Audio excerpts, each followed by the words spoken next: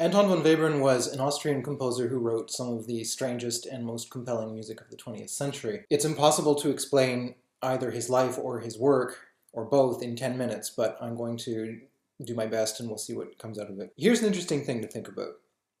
In 1945, Anton Webern was shot to death by an American soldier in what were apparently accidental circumstances. He was 60 years old. His belongings were put into coal sacks, so all of his manuscripts, letters, photographs, thousands of historically precious documents, and were used for kindling by a Russian lodger who took over his house during the Allied occupation of Austria. Today, Anton von Webern's papers are stored in a meticulously temperature-controlled environment in an institution in Switzerland. They were saved only by the purest accident, the purest chance. So it's unbelievably fortunate that we still have them. I think it's interesting to consider how it is that such a significant figure could have died in such horrific circumstances, with his work essentially on the brink of destruction. Anton von Webern was born into what was then Austria-Hungary in Vienna in 1883. So he was born into essentially an imperial city in what was then a 1,000-year-old empire, the last vestige, the last incarnation of the Habsburg Empire. And when he died in 1945, it was in Allied occupied Austria. It was essentially a tiny state that was financially ruined, that was ruined in terms of its infrastructure. So one of the compelling facts about Webern's life is that it's a uniquely harsh one, even by the standards of a lot of historical composers. So Webern essentially, throughout the course of his life, lost everything that you can possibly lose that gives one a sense of stability. So let's look at the list. So he lost his country through the carving up of Austria-Hungary after the First World War. He lost any possible way of making a living throughout the 1930s. His music was banned by the Nazis. He had almost no professional opportunities whatsoever, not even teaching. His sole income at the outset of the 1930s involved things like teaching the blind and teaching a workers' chorus, and even such meager possibilities as those were denied to him over the course of the decade. His music was, well, to say it was misunderstood would be putting it unbelievably mildly. It was incomprehensible, bordering on insane as far as most audiences were concerned at the time. He almost never heard his music, except at the outset of his career, although his performance opportunities dwindled over the course of his life. He lost his son in February 1945. The Allies ambushed him and killed him, and Webern himself was killed only a few months later. So what's particularly terrible about this is that only a few years after his entirely accidental death, Webern became an international cultural icon and hero, and he profoundly changed the way music was written in the second half of the 20th century. So it's just tragic beyond words that he would face so much loss, that he would be so thoroughly maligned and misunderstood over the course of his life.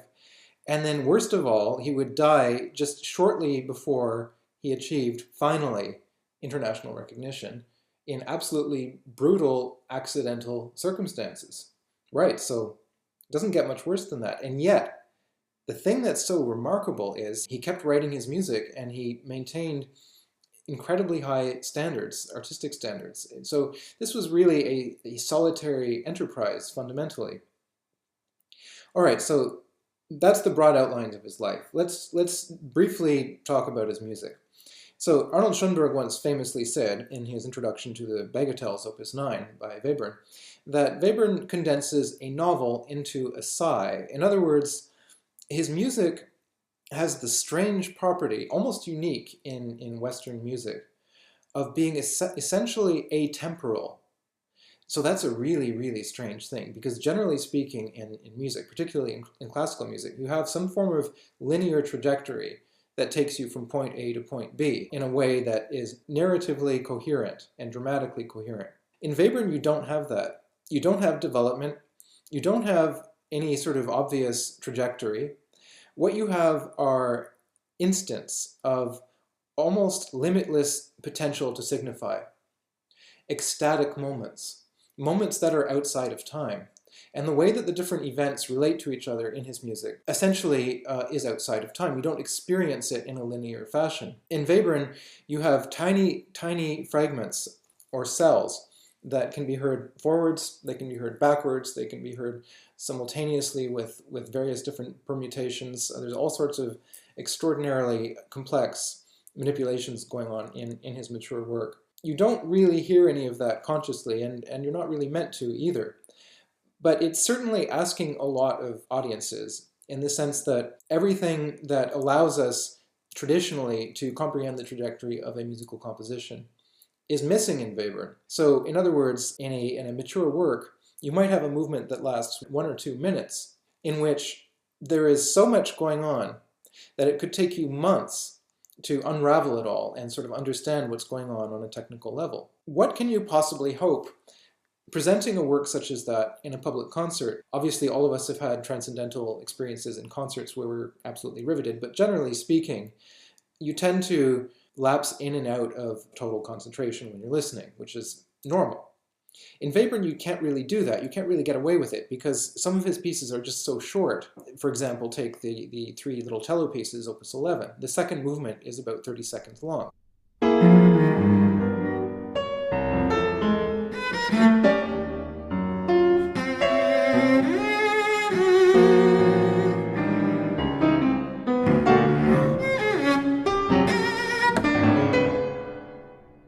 If you drift off for a minute, you'll have missed it. You just won't have heard the piece, and you won't get another chance in that concert. So it's music that really cries out to be recorded. It's music that needs to be heard a number of times in circumstances that really didn't exist during his lifetime, but they do exist now. So you can go onto YouTube, you can hear any of his compositions any amount of times that you like. You can hear very, very good recordings, and I think that makes it actually quite a bit easier to appreciate what he was up to. So here's another interesting fact about Webern. His music simultaneously looks backwards and forwards. Now, he's often been described as a musical avant-gardist or as someone who's somehow attempting to destroy the conventional way that music functions. Actually, Webern's doctoral thesis when he was a student in Vienna in the early part of the 20th century was on Heinrich Isaac. So Isaac was a Renaissance composer, and Webern's doctoral work consisted essentially of transcribing this archaic form of music notation into contemporary notation and editing the works. And Webern was an authority on Renaissance polyphony. So that was a very unusual thing at the beginning of the 20th century. Only a very tiny handful of specialists knew anything about this music. On the one hand, you have him being totally fascinated by the rigor, the extreme condensation, the compositional ingenuity, the austerity of Renaissance counterpoint. And on the other hand, he's completely fascinated with the hypertrophied late Romanticism of Mahler and early Schoenberg, and pieces such as Mahler's late symphonies, which are written for enormous forces, which can last up to 90 minutes in performance, just gargantuan creations of the most intense subjective expressivity possible.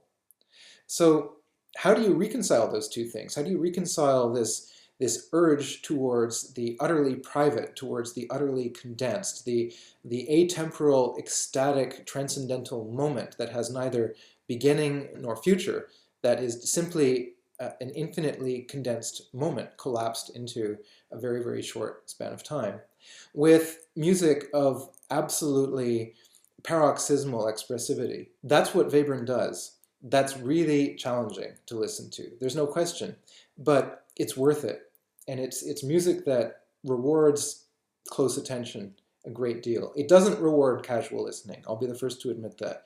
You're not going to throw on a Webern CD while you're doing the dishes. But if you can set aside a little bit of time to listen to his music closely, you might not like it. Not everybody does. It's an acquired taste. It's one of those things. It's like eating octopus or something. You know, and not everybody is going to do it. But those who do and who appreciate it will find it to be among the most remarkable music ever written. Have a listen. see what you think, and try to imagine what sort of a man would write this sort of music in those circumstances, knowing what his life was like, and not give up. Webern said of his early works that all of his music up to that point was about the death of his mother. He was an intensely, almost uncontrollably emotional man. And yet, the post-war avant-gardists took up the aspect of Webern that was useful to them, which was the sort of constructivist Webern, the Webern who was obsessed with extreme compositional technical ingenuity, with devising up entirely new grammatical rules for structuring music. That was a means to an end, but it wasn't the point. It was never the point. And if you want to understand Webern, start with his early works. They're absolutely beautiful works written in a post-romantic idiom. And then listen to the late works and try to figure out how he got from A to B. It's a really strange thing. It's one of the most unique bodies of work in music history, and I would certainly encourage anyone to check him out. Webern did not destroy music. He added something. We don't need everybody to be writing bad copies of Beethoven's Fifth Symphony. Webern contributed a new flavor, a new color, a new sound to music history, and we are better off for it. So again, if you don't like it, that's totally fine. But I wouldn't want anyone who could like it to miss out on it, because it is such an extraordinary and absolutely original body of work.